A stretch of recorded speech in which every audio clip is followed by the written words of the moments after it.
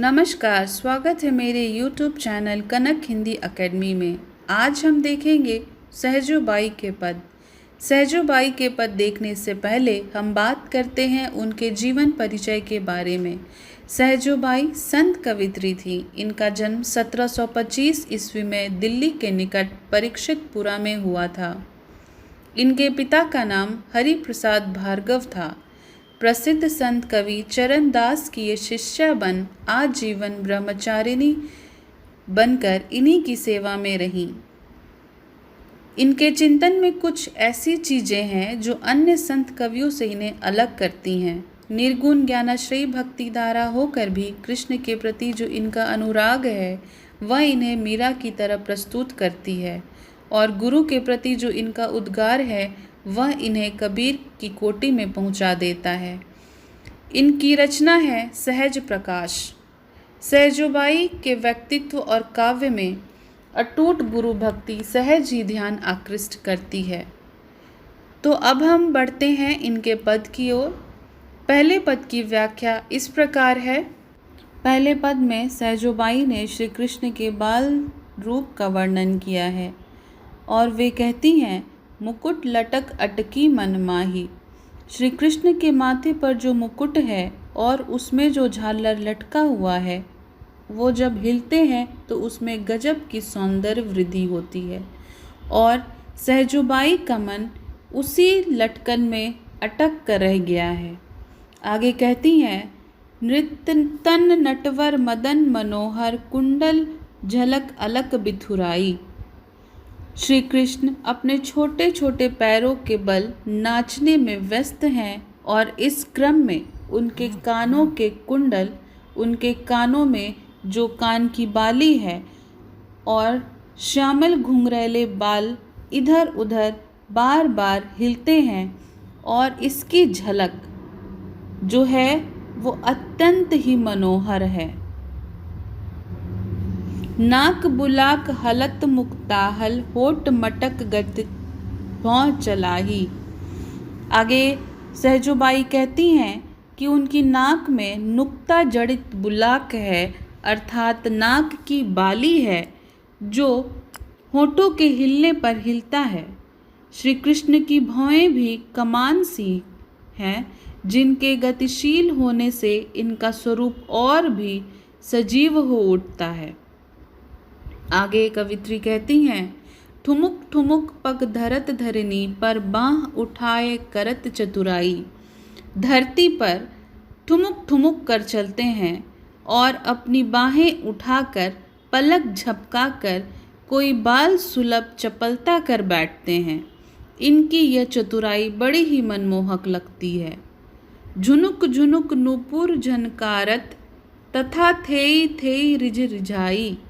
आगे कवित्री कहती हैं कि जब इन्हें ताता थैया की लय पर नाचने के लिए कहा जाता है तो इनके पैरों में बंधी पायल के नुपुर झंकृत हो उठते हैं।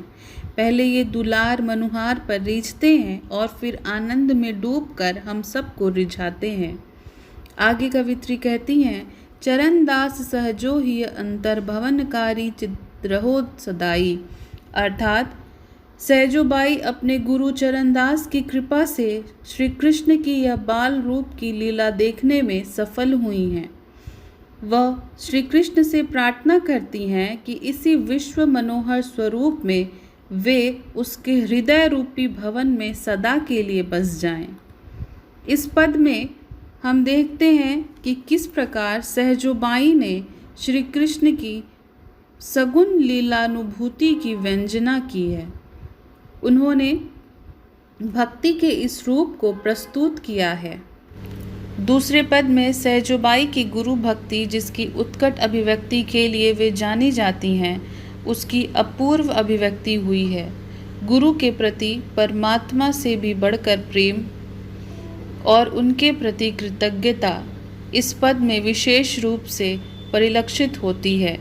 राम तजु पै गुरु न बिसारूं, गुरु के सम हरि को न रिहारूं।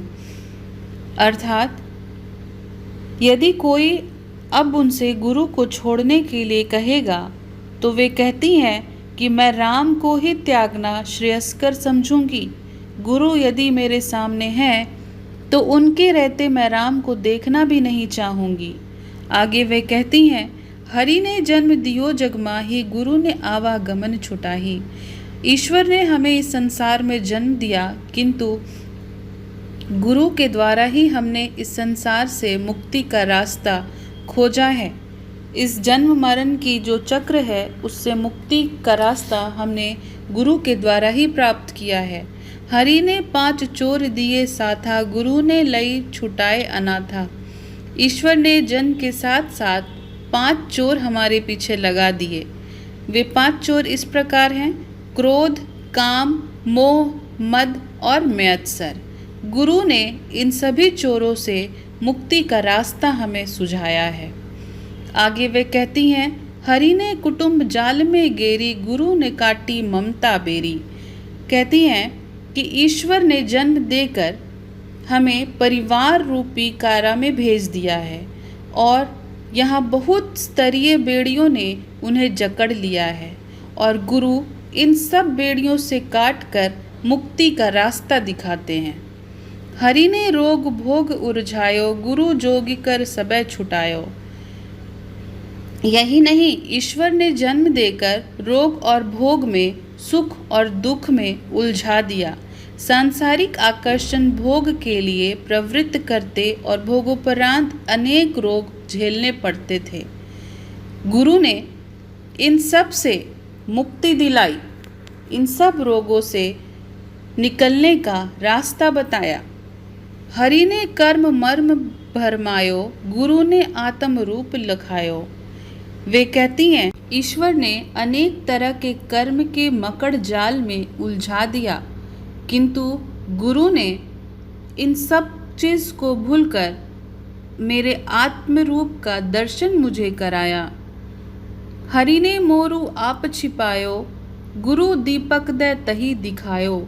अर्थात ईश्वर ने मेरे साथ धोखा किया, मेरे निजत्व अर्थात मुझे मुझसे ही छिपा लिया, किंतु गुरु ने अपने ज्ञान के दीपक की लौ में मुझे सब कुछ दिखा दिया कि मैं क्या हूँ।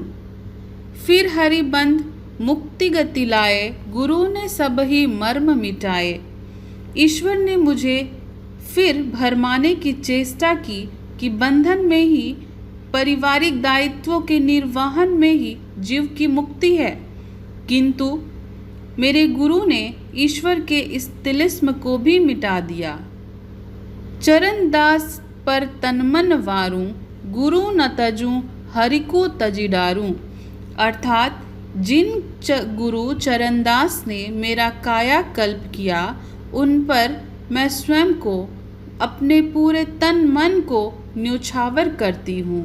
गुरु को किसी भी परिस्थिति में नहीं तज सकती, नहीं भूल सकती, भले ही ईश्वर को त्यागना पड़े, ईश्वर को तजना पड़ जाए, लेकिन मैं कभी भी गुरु को नहीं त्याग सकती। मेरी गति राम में नहीं, अर्थात मेरी गति राम में नहीं है, किंतु मेरी गति गुरु के चरणों में है, गुरु में लीन होने में है। इस पद में सहजोबाई ईश्वर के अवगुणों को प्रस्तुत करती हुई कहती हैं कि हरि ने उन्हें सांसारिक कर्म के मर्म में उलझा कर रख दिया है और गुरु ने आत्मज्ञान के प्रकाश से प्रकाशित कर उनके स्व को अस्तित्व का नया ज्ञान कराया है। वे कहती हैं कि गुरु नहीं मिले होते तो ईश्वर सृजित संसार में वह खो चुकी होती।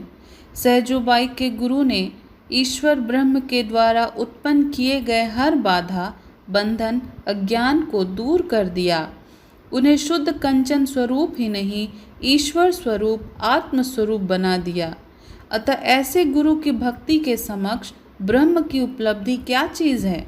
गुरु का साथ आजीवन मिलता रहे ताकि भविष्य में भी भटकाव की आशंका नहीं रहे, इसलिए वे गुरु को श्रेष्ठ मानती हैं। तो यह थी पहले और दूसरे पद की व्याख्या। आशा करती हूँ कि यह दोनों पद की व्याख्या आपको पूरी तरह से समझ में आया हो। धन्यवाद।